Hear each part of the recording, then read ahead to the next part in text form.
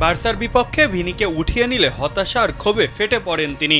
এমনকি মাঠ ছেড়ে চলে যাওয়ার সময় বলতে থাকেন, আমার সাথেই সবসময় এমন করে, আমি ক্লাব ছেড়েই চলে যাব।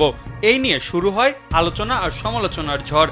গণমাধ্যমে দানা বাঁধতে থাকে বহু গুঞ্জন। তবে সবকিছু উড়িয়ে দিয়ে ক্ষমা চেয়েছেন ভিনিসিয়াস জুনিয়র নিজেই। কিন্তু তাকে কি ক্ষমা করেছেন রিয়াল মাদ্রিদ কোচ? কোনো শাস্তি কি আসলেই ভোগ করতে যাচ্ছেন এই ব্রাজিলিয়ান সুপারস্টার? সামাজিক যোগাযোগ মাধ্যমে ক্ষমা চেয়ে ভিনি লিখেছেন, এল ক্লাসিকোতে বদলি হওয়ার পর আমার প্রতিক্রিয়ার জন্য আমি সমস্ত মাদ্রিদিস্তার কাছে ক্ষমা চাইছি, যেমনটা আমি ক্ষমা চেয়েছি অনুশীলনে সতীর্থ, ক্লাব এবং প্রেসিডেন্টের কাছে। তিনি আরো বলেন, প্রতিটা সেকেন্ডের জন্য মাদ্রিদের ভালোর জন্য লড়ে যাবেন। কিন্তু ক্ষমা চাওয়ার এই পোস্টে ভিনি উল্লেখ করেননি কোচ জাভি আলোনসোর কথা, যার উপরেই সবথেকে বেশি চটেছিলেন তিনি।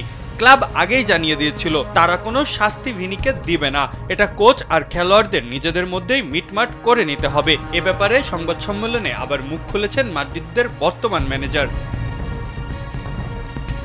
জাভি বলেছেন, এটাকে আমি খুব মূল্যবান ও ইতিবাচক মন্তব্য হিসাবেই দেখছি। আমার কাছে গুরুত্বপূর্ণ হচ্ছে সে সতীর্থ, ক্লাব এবং সমর্থকদের জন্য যা বলেছে, আমি খুবই সন্তুষ্ট তাতে।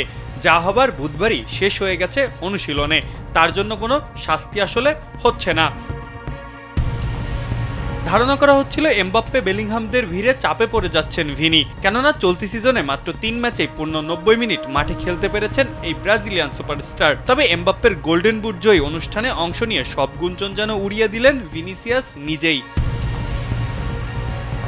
তাই তো সব ঝামেলার অবসানে রিয়াল মাদ্রিদ শিবিরে এখন বইছে স্বস্তির হাওয়া। রিয়াল মাদ্রিদের দর্শকদের ভালোবাসায় আরও একবার সিক্ত হতে প্রস্তুত ভিনি। দলের পরবর্তী ম্যাচে এখন আলো ঝরাতে নিজেকে প্রস্তুত করছেন এই ব্রাজিলিয়ান উইঙ্গার। মাহফুজ আহমেদ, কালবেলা।